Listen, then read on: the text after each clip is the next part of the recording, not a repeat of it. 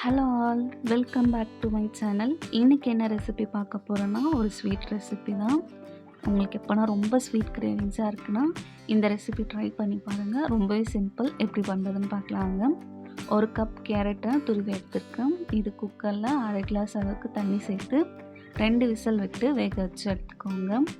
இப்போது ஒரு பேன் எடுத்துக்கோங்க. இதில் 1/2 கப் அளவுக்கு பால் சேர்த்துக்கோங்க.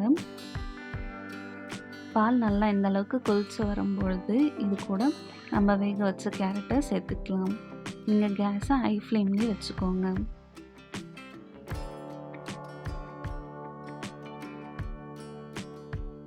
இந்த மாதிரி நல்லா மிக்ஸ் பண்ணிட்டுட்டே இருங்க, இல்லைன்னா அடி பிடிச்சிரும்.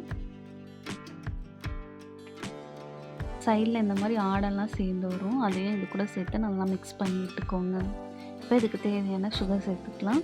நான் 1/2 கப் அளவுக்கு சுகர் சேர்த்துருக்கேன். உங்களுக்கு ஸ்வீட் இன்னும் அதிகமாக வேணும்னா நீங்கள் அதுக்கேற்ற மாதிரி சுகர் சேர்த்துக்கோங்க.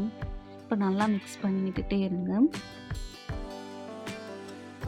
இது நல்லா இந்த கன்சிஸ்டன்சிக்கு வந்துடும். இப்போ ரெடி ஆகிடுச்சு. இதுக்கு தேவையான முந்திரி திராட்சையை நம்ம நெய்யில் வறுத்தெடுத்து இது கூட சேர்த்துக்கலாம்.